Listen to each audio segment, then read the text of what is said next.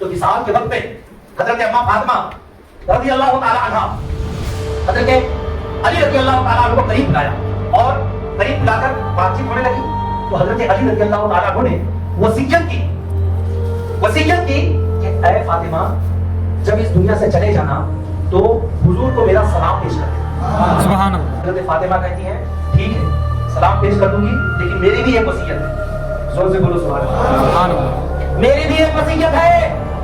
کیا وصیت ہے؟ میری وصیت یہ ہے کہ فلانے جگہ پر میں ایک کاغذ کا ٹکڑا بہت حفاظت کے ساتھ اٹھا کے رکھی ہوں. جب میرا انتقال ہو جائے جب میرا وصال ہو جائے تو اس کاغذ کے ٹکڑے کو کھولنا نہیں, دیکھنا نہیں اس میں کیا لکھا ہے, اس کو لے کے آ کر میرے کفن میں رکھ دینا.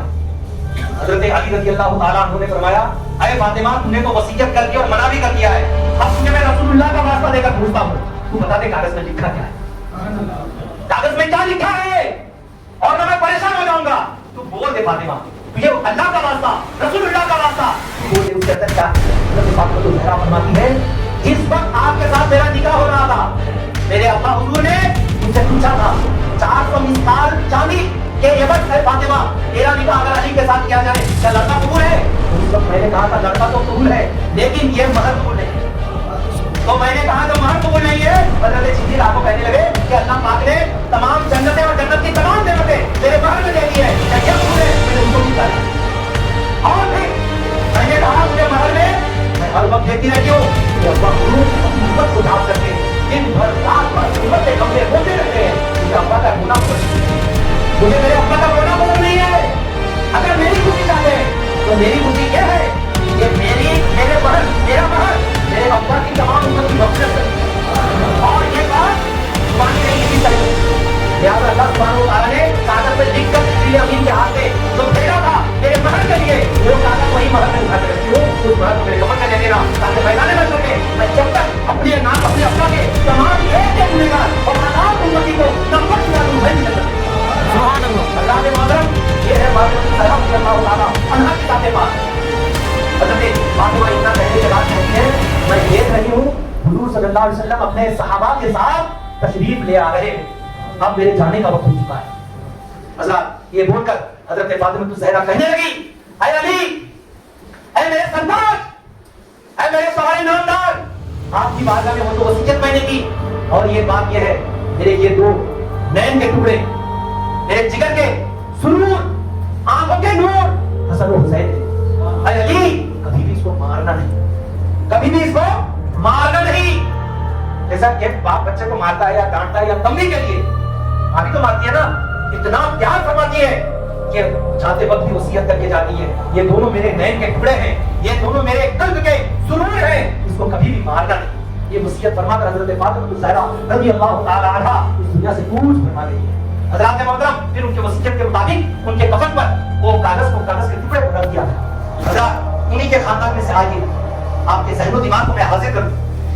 حضرت فاطمہ الزہرا رضی اللہ تعالی عنہا کی 3 شہزادے تھے. ایک کا نام تھا حضرت امام حسن, ایک کا نام حضرت امام حسین اور ایک کا نام کیا نام معلوم ہے؟ امام محسن. کیا نام تھا؟ امام محسن. امام محسن بچپنا میں ہی وصال فرما گئے اور دونوں کو لمبی زندگی ملی. حضرت امام حسین رضی اللہ تعالیٰ عنہ کا تذکرہ تو ہم لوگ ہر سال کربلا کے میدان میں کربلا کے موسم میں سن لیتے ہیں یعنی محرم شریف میں سن لیتے ہیں اور سننا بھی چاہیے.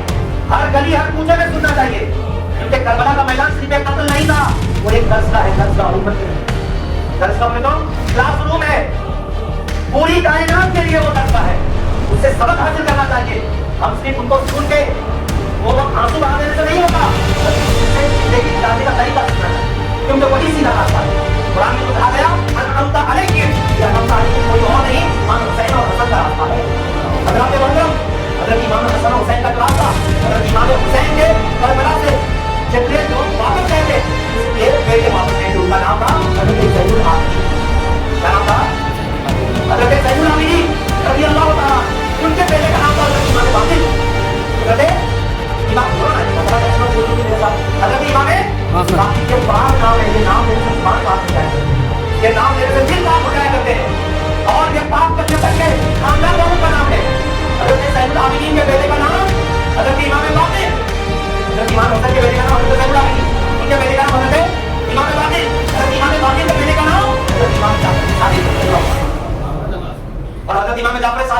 तआला अन्हु के बहुत शहजादे थे।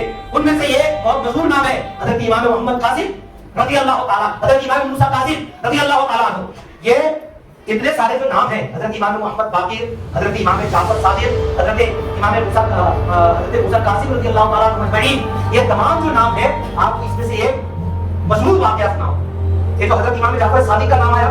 हजरत इमाम जाफर सादिक रज़ियल्लाहु ताला अन्हु बहुत पाक सीरत थे और अल्लाह पाक के इतने महबूब बंदे थे कि एनी टाइम ये बुजुर्ग फरमाते हैं मैं जब उनसे मुलाकात करने जाता तो देखता या तो वो रोजे से है, या तो कुरान की तिलावत कर रहे हैं, या तो फिर नमाज में खड़े। ये है हजरत इमाम जाफर सादिक रज़ियल्लाहु ताला। हजरत इमाम जाफर सादिक रज़ियल्लाहु ताला जो हर वक्त इबादत में लगे रहते थे। हजरत इमाम जाफर सादिक रज़ियल्लाहु ताला के जमाने में एक बादशाह था। वो बादशाह क्या देखता है, हर तरफ इमाम जाफर सादिक का चर्चा चल रहा है, उन्हीं का बयान हो रहा है, उन्हीं का नाम हो रहा है, उन्हीं की तारीफें चल रही है। इसको हसन और जलन होने लगी। इसको बादशाह को जब हसन और जलन होने लगी है तो ये कहने लगा जाओ अपने वजीर को कहा जाओ उसको बुला कर ले आओ। इसको हजरत इमाम जाफर सादिक रज़ियल्लाहु ताला उनको बुला कर ले आओ और उनका अच्छा हजरत इमाम जाफर सादिक रज़ियल्लाहु ताला के अब्बा का नाम क्या है, इमाम मोहम्मद बाकिर रज़ियल्लाहु ताला। बताया हजरत इमाम मोहम्मद बाकिर की बीवी का नाम क्या है और ये कौन है। बहुत सारे लोग हजरत अबू बकर सिद्दीक को मानते थे, कहते कि हम सिर्फ सहाबा कराम यानी अहले बैत को मानते थे, नहीं होता। हजरत इमाम मोहम्मद बाकिर रज़ियल्लाहु ताला के बाद जो नस्ल चली है वो हुसैनी नस्ल है। ये सिर्फ हुसैनी नहीं है बल्कि सिद्दीक और हुसैनी है। ये नस्ल सिद्दीक और हुसैनी है क्योंकि हजरत सिद्दीक रज़ियल्लाहु ताला की पोती और हजरत इमाम हुसैन रज़ियल्लाहु ताला के पोते मिलाकर निकाह कर तो हजरत इमाम जाफर सादिक पैदा हुए। बात समझ आ रही है, बहुत ईजी है समझने वालों के। अब देखिए हजरत इमाम जाफर सादिक रज़ियल्लाहु ताला को वो बादशाह बुला दिया और बुलाने के बाद वो क्या करके भेजा, आप क्या दे दिया ना उसे तो भेज दिया और वो इधर से दरवाजे के अंदर वो उससे एक आदमी को दबा शुरू कर दिया। वो जैसे आप लोगों को खबर कर दिया और सिर्फ हजरत इमाम जाफर सादिक रज़ियल्लाहु ताला के बड़े बड़े बुजुर्ग हैं, अगर एक मतलब आसमान की तरफ इशारा कर देना तो तीसरी चीज का कोई कायनात चल जाए, ऐसी ताकत रखते हैं। अब जो है उसको कत्ल करने के बाद साजिश कर दिया। अब वजीर गया बुलाने के बाद और क्या आदमी खड़ा है साइड में दरवाजे के पास शिकर और कत्ल करने वाला जब खड़ा है हजरत इमाम जाफर सादिक रज़ियल्लाहु ताला के पास वजीर पहुंचा और जाके कहने लगा आपको बादशाह बुला रहे हैं। तो हजरत इमाम जाफर सादिक रज़ियल्लाहु ताला फरमाते मैं बादशाह के बारगाह में खड़ा हूं। जोर से बोलो सुभान अल्लाह। आपको लग रहा है बात समझ में नहीं आई। आइए क्या फरमाते हैं मैं बादशाह की बारगाह में खड़ा हूं। तो कहने की आपसे कुछ जरूरी बात है, बोले मैं बादशाह से बात कर रहा हूं। क्या फरमा रहे हैं, मैं बादशाह से बात कर रहा हूं। आप ऐसी कैसी बातें कर रहे हैं, आप यहाँ पे बैठ के आप बादशाह को बुला रहे हैं और आप ऐसी बातें कर रहे हैं। क्या सोच रहा है, मैं बादशाह हकीकी के साथ गुफ्तगू कर रहा हूं, मैं बादशाह हकीकी की बारगाह में हूं, मेरे बारे में तू क्या सोच रहा है। उसने बहुत ज्यादा बदतमीजी करना शुरू की और बहुत ज्यादा चुनौती देने की कोशिश की। उसने फरमाया ठीक है चल। उसको लग रहा था कि हजरत को क्या भी मालूम नहीं, तो उन्होंने साजिश रची है, उनको इतना तो हो जाना चाहिए ये औलाद किसी और की नहीं, ये औलाद उसकी औलाद है जिनके रगों पर फातिमा ज़हरा के खून दौड़ रहे हैं। सुभान अल्लाह। बात समझ गई। अब जो है ठीक है चल, अगर पंगा लेने की इतनी ख्वाहिश है चल। अब हजरत इमाम जाफर सादिक रज़ियल्लाहु ताला अन्हु आगे आगे आ रहे हैं, वजीर जो है पीछे पीछे आ रहा है। वजीर की हिम्मत नहीं हो रही कि आंख उठा के देखे, रास्ते में ऐसा रूप बदल गया है। रास्ते में ऐसा अल्लाह वाले जो होते हैं वो जब जैसा चाहते हैं वैसा रूप इख्तियार करते हैं। अब जो है हजरत इमाम जाफर सादिक रज़ियल्लाहु ताला अन्हु ये करीब में आने के बाद ऐसे बादशाह के दरवाजे के अंदर घुसे। बादशाह जो था वो डर को मारे खड़ा गया, खड़ा हो गया। खड़ा होने के बाद सलामी अर्ज करने लगा और ये कदम नीचे निकाल कर रखा है, उसकी हिम्मत नहीं होती कि आप क्या बोलेंगे। उसके बाद कहने लगा हुजूर तशरीफ लाइए मेरी कुर्सी पे बैठे। जो आदमी कदम के वास्ते वहां खड़ा था वो बोले कि ये क्या हो गया, ये कदम के मुझे इधर खड़ा किया, खुद कुर्सी छोड़ रहा है, वो भी अपनी शाही कुर्सी छोड़ रहा है, ये क्या हो गया, उल्टा हो गया। इतना मुझे बहुत ज्यादा सोचो बड़ी हो गया, बहुत ज्यादा सोचो फिक्र में घुस गया। वो हिम्मत उठा रहा है, ये करके बादशाह पागल हो गया। फिर बादशाह को ही पागल घोषित कर दिया। उसने बादशाह को हो क्या गया है कि आखिर अपनी कुर्सी में क्यों लगा इसको पागल करने के लिए लाया। ये कहने के बाद अब जो है कुछ देर हजरत ने पूछा कि क्या हो गया, किस देर का है।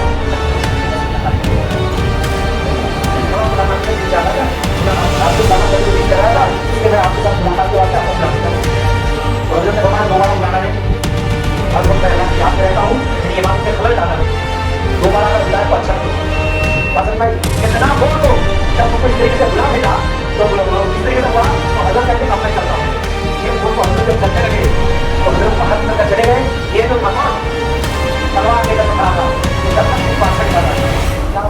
रहे थे क्या? बादशाह को जब पूछा, बादशाह क्या कहने लगा, ओ मैं पागल नहीं हुआ, वो जो पीछे जो आ रहे थे ना, पीछे एक बड़ा सांप खड़ा था और वो सांप मुझको बोल रहा था, मैं उसकी जुबान पूरी समझ रहा था।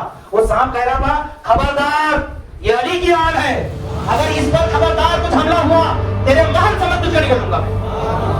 और वो सांप कोई आम सांप नहीं लग रहा था, उसका जबड़ा ही इतना बड़ा लग रहा था कि हमारे महल की तरह 10-12 महल उसके जबड़े के अंदर घुस जाए। तो बताओ कौन नहीं करता? और उसके मुंह के अंदर से आग की लिपटें निकल रही थी। हज़रात जो अल्लाह वाले होते हैं उनकी हिफाजत के वास्ते अल्लाह ताला फरिश्तों को मुकर्रर कर देता है। वही इमाम जाफर सादिक रज़ी अल्लाह ताला अन्हु को 22 रजब अल मुरज्जब को